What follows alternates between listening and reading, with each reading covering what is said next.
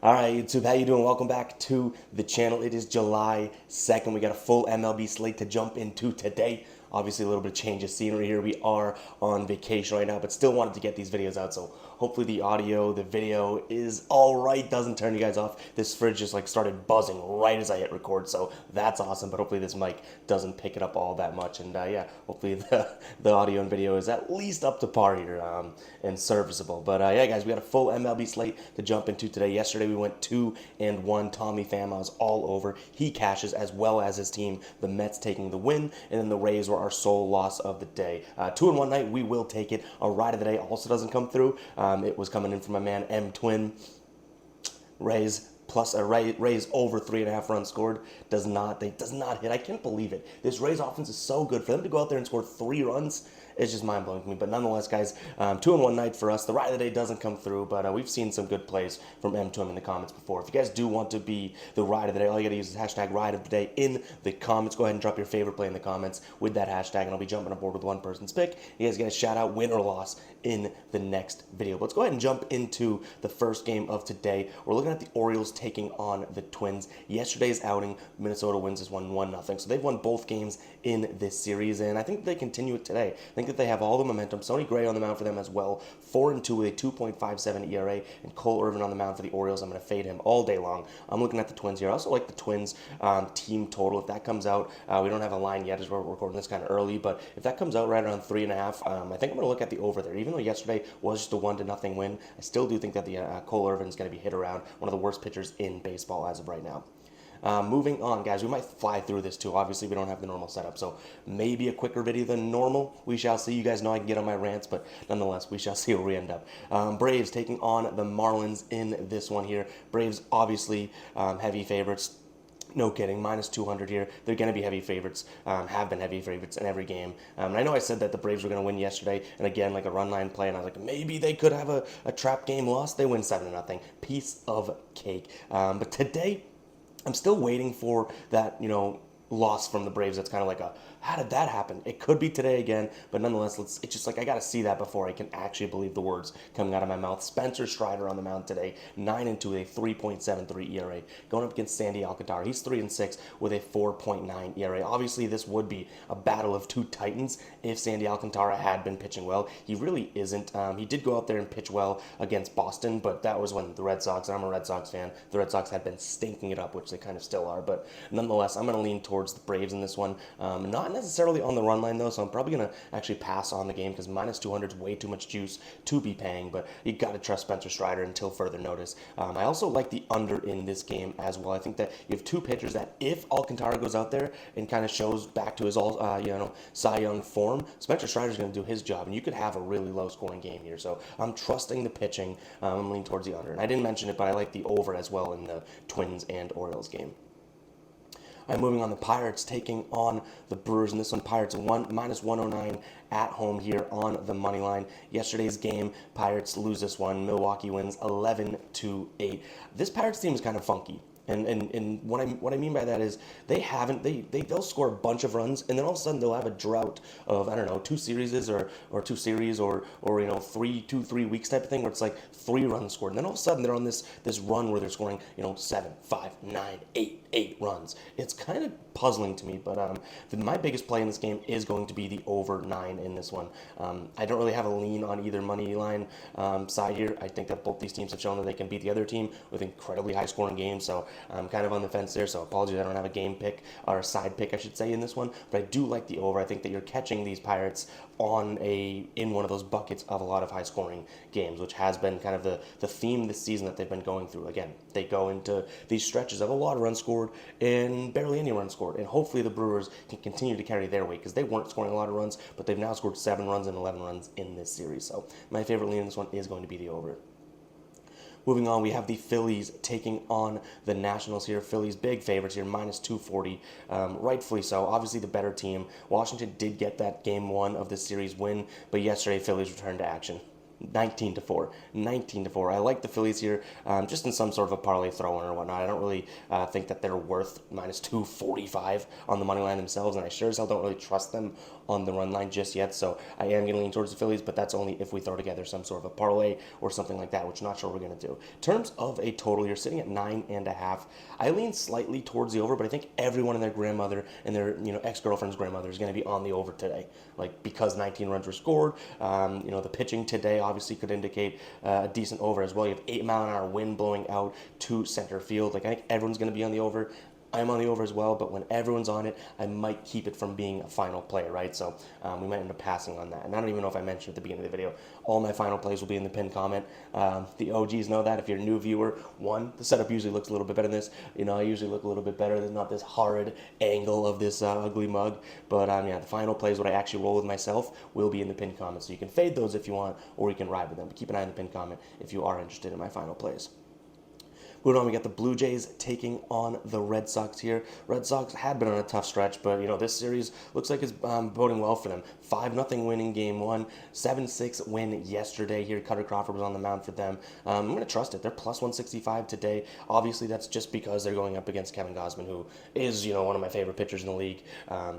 He's dirty, no kidding. 7-4, 3.01 ERA. Whitlock here, 4-3 with a 5.15 ERA. But I'm kind of trusting the Red Sox offense. So I don't want to break this down from a pitcher's perspective because as bad as the Red Sox are, when they go in these stretches where they're scoring 5, 7, 8 runs, right? It doesn't really matter who's on the mound. The Red Sox just get hot for a few games and then they stay hot and then they get absolutely ice cold from an offensive perspective. I think that this could be, these first 2 games, the start of kind of an upward trend of their offense. So Gausman on the mound, Garrett Cole on the mound. I don't really care who it is. It's probably the Red Sox stupid bias fan of me saying that. I don't care who it is. When the Red Sox bats get hot, it doesn't necessarily matter who's on the mound. So I'm going to lean towards the Red Sox here just because they're plus 165. Like I'm not looking at the Blue Jays who have lost 2 games in this series at minus 190 and saying, okay, that's a valuable bet. Not even close. So the odds do matter here. So I'm going to lean towards the Red Sox. In terms of the total, I'm going to lean towards the over. It's 8 right now. Again, I think we're putting a lot of weight into Gausman, which makes so much logical sense. But baseball is all about being ahead of the curve. And I think this Red Sox team's ramping up offensively. So I'm going to lean towards the over 8 runs, excuse me. All right, Reds taking on the Padres in this one. This Reds team's still so fun for me to watch. They lose yesterday. Padres absolutely mollywop them, 12-5. Obviously, the Reds come back in that thriller in like the 11th inning, right, in game number 1 of this series. But yesterday, Michael Wacha goes out there and does his job. In terms of what we're looking at for odds, I do think that this is an interesting spot here because I could totally see it making sense to be on the Red side of things at plus 113 today. But you don't know who's pitching for the Padres. And not that I'm worried about anything there, but I told you guys I need to see the Padres win before I start trusting them at all, right? Remotely. They almost win Game 1 of this series, like damn near should have. Now, I was on the Reds' money line, so I was happy to see the comeback in extra innings and win, right? But they should have won that game. They go out there and do their job yesterday. I'm curious to see who's on the mound because we don't have, final lines. We have opening lines, plus 113 Reds, minus 123 Padres. I like the Padres, but I do want to know who's pitching. So it's crazy it is. The Reds seems like one of my favorite teams to watch right now, keep up with, like really, really young. They got the veterans, they're over exceeding expectations, right? But this Padres team has been in a rut, and once you start getting out of the rut, just like I told you about, being ahead of the curve in baseball, this Padres team isn't going to lose forever, right? They almost win Game 1 in this series, then they crush in Game 2. I see an upward trend coming at least in this series here, so I'm going to lean towards Padres. As crazy, and I don't even know if that was a lunatic sort of stance or breakdown of the game, but nonetheless, I do want to know who's pitching, but I'm going to lean towards the Padres, hoping that, it's not some Joe Schlupp out there pitching for them today. In terms of the total, 10.5 yesterday obviously hits because the Padres, score a bunch of runs. Game 1 hits because they went into extra innings. I'm going to lean towards the under. I'm going to kind of throw away the idea that the Padres are going to score 12 runs. Give me like a 6-3 game, a 5-4 game, and that's well under at the 10.5.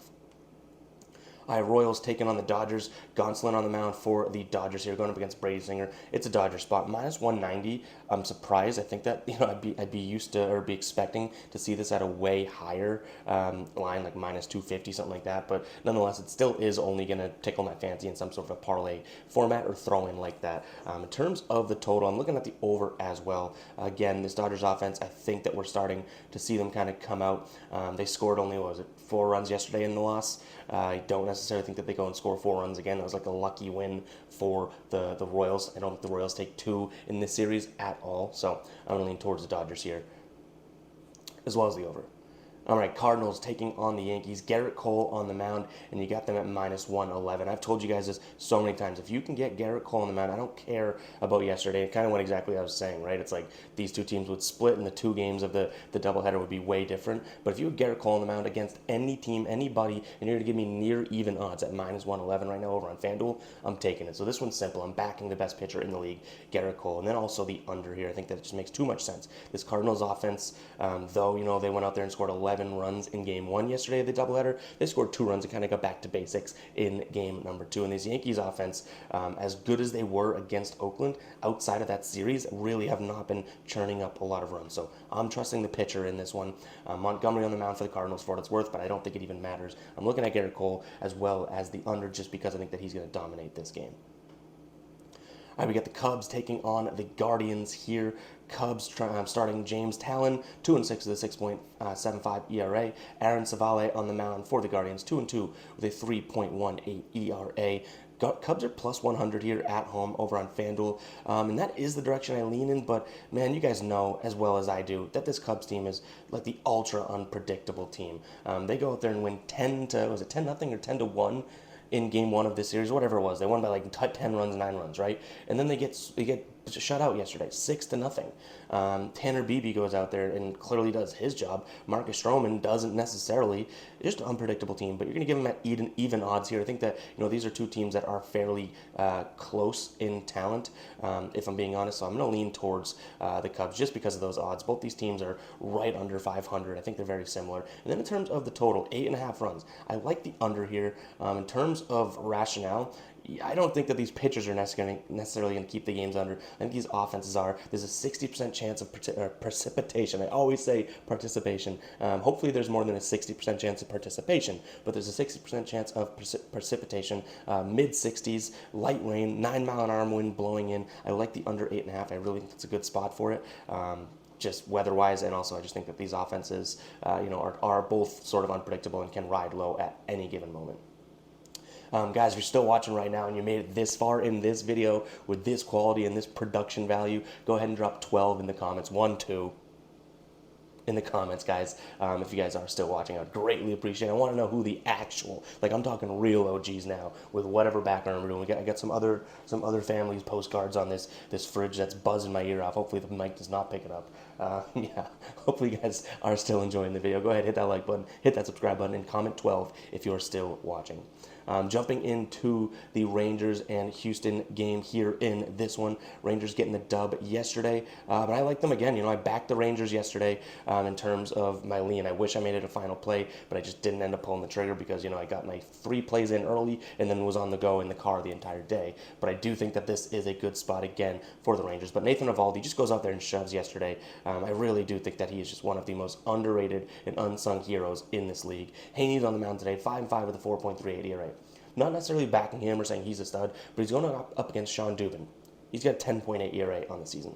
So give me the Rangers at minus 135. Yes, both these teams can compete with each other offensively, and I understand all that. But if you have a serviceable pitcher on one side and then a loser on the other side, I do think that, I'm going to lean towards the serviceable pitcher there. So I'm going to lean towards the Rangers in this one. And then also that total sitting at 9. I think that both these offenses, like I said, do their job today. And we could see, a similar game to yesterday from Texas. And I think Houston gives us a similar game to what they had in game 1. And both teams kind of put it together today. So I'm going to look at this as an over spot. I could see double digits in this game easily. All right, Colorado Rockies taking on the Detroit Tigers. Rockies minus 108 here going up against the Tigers. Seabold on the mound for the Rockies going up against Matt Manning. I don't have much of a play in this game. You guys know I hate this series. I've talked about it like 12 times already. I really just don't see value on either side. I did see a couple of you psychos in the comments yesterday saying, no, there's value. But I'm just going to lean towards the under like I always do with these Rockies games. Yet again, total sitting at 11.5. Yesterday they finished 4-2. You got to hit the ball for altitude to matter. I don't care if ball flies further, still Caveman needs to hit ball with bat. All right, so I'm going to lean towards the under again in this one. That's really my only play on the game. All right, Angels taking on the Diamondbacks here. Diamondbacks looking good as of late, winning 2 games so far in this series, 6-2 and 3-1, covering the run line as underdogs, reverse run line, I should say, as underdogs in both games. Now they have Zach Gallen on the mound. The only thing that would make me think that the Angels come out here to win this one is the fact that the Diamondbacks have already won 2. But if you look at this in a vacuum, which I guess we have to do, right? Zach Gallen, I'm going to take him any day over Reed Dietmers. 10 times out of 10. So I'm going to lean towards the Diamondbacks for minus 112, but I have a feeling that this doesn't end up in a 3-game, sweep type of thing for the Diamondbacks, or 3 wins in a row, I should say. So I'm going to lean towards them, but I don't know if I pull the trigger on that. I also do like the under 8.5 runs. Yesterday's game is a little bit more, indicating of what we expect to see offensively out of, one, the Diamondbacks, because they haven't been scoring that many runs as of late, but then also where the Angels have been. The Angels had a couple good games against the White Sox in losses, scoring a bunch of runs, but outside of that, and then outside of the, 25-1 game from the Angels, like their offense hasn't been cooking either. So regardless of who's pitching on the mound, I do think that both these offenses are kind of cooling down, right? And Zach Gallen, throw him into the mix, I think he's going to keep at least the Angels down today. All right, we got the Athletics, taking on the White Sox in this one. This is another one where I don't really love anything about it. We don't have lines. We have an opening line, but quickly removed from Sportsbook, so I don't necessarily know what that means. But yesterday, these lines came out: Oakland plus 132 and Chicago minus 156. I'm gonna fade the Oakland Athletics here. Dylan Cease going out there and pitching yesterday. They lose, so I can't imagine that the White Sox do that 2 games in a row or 3 games in a row. They've lost both games this series, right? So I think that I'm gonna lean towards the White Sox. We want to see what the lines are here, and then we don't have a total as of right now, but 9 in the first game, 8.5 in the second game. If it's anywhere around 8.5, I'm going to lean towards the over, because these two teams have been hitting that over in the series and been scoring a decent amount of runs, but again, not my favorite matchup here. Mariners taking on the Rays. Rays was our only loss, like I said yesterday. They end up losing 8-3, which is just this puzzling to me. Like, this Rays team, as good as they are, we have to always take into account how good they are, right? But then they go out there and have dud games, and they've had a decent amount of dud games as of late, considering who they've been playing as well. Like, they should be able to rock plenty of these teams that they've been playing, and they've caught up a couple bad L's. Bradley on the mound for the Rays today, and Luis Castillo on the mound for the Mariners. I like Luis Castillo, but you're getting Rays at plus value. That offense can do anything. Maybe I'm giving them too much respect, but I am going to lean towards the Rays here, plus 115, plus 112-ish over on Sportsbooks. I just don't think that you can, give me one of the best teams, or definitely best offenses in the league. They definitely have some of the best pitchers as well, but they just haven't been performing. But one of the best offenses, which also hasn't been performing, in the league for plus value, I'm going to take that. So I lean towards the Rays in this one. In terms of the total, we're looking at a 7.5 total, and I think that everyone's going to look at that and say, okay, you got to hammer that over, right? Because it's so low. So I think I might fade the public here and actually look at the under. So yeah, I'm leaning towards the under 7.5, just because, kind of like yesterday in a couple games in that spot where I was like, it's so low that I don't think that they're expecting a lot of runs, and Vegas is pretty damn good at this thing. Like, sportsbooks are profitable long term off of bettors like you and I, right? Like, luckily we have the edge. When you put time into it, you can actually get yourself an edge, but nonetheless, like, they put a line out there knowing that it's pretty accurate, and 7.5 today, I'm going to trust what they put out there. I'm going to lean towards the under. All right, last game on the slate. Hope you guys can put up, or have put up with this video. If you've made it this far, thank you so much. Seriously, thank you so much. The fact that I can pull up my phone, tripod, notes on the computer, I get a dinky little mic here in a dinky little room and record, and still have someone watching this right now is crazy, even if it's 5 of you guys. Amazing. Thank you so much, really. We got the Mets taking on the Giants. Mets covered for us yesterday. David Peterson on the mound for them today. He stinks. But Ross Stripling on the mound for the Giants. He ain't all that great either. This is a tough spot here. I think that in terms of my main lean, I'm actually going to lean slightly towards the over, but give me the Mets again, just at home. Yes, this Giants team has been good and is good, I think I could say, but they've started to fall off ever since their streak, right? They're losing a bunch of games. They've lost 3 of their last 4, 4 of their last 6. This Mets team, not that they've been any better, but they might have the momentum after yesterday. So I like the over slightly, as well as the Mets in this one. And guys, it's going to wrap it up for today's video. Hopefully you guys did enjoy. I do hope you did enjoy, even with the quality. I'm probably in my own head. You're probably like, dude, it's fine, whatever. But nonetheless, guys, hopefully you did enjoy. I'll catch you guys in the next video, all right? Peace out.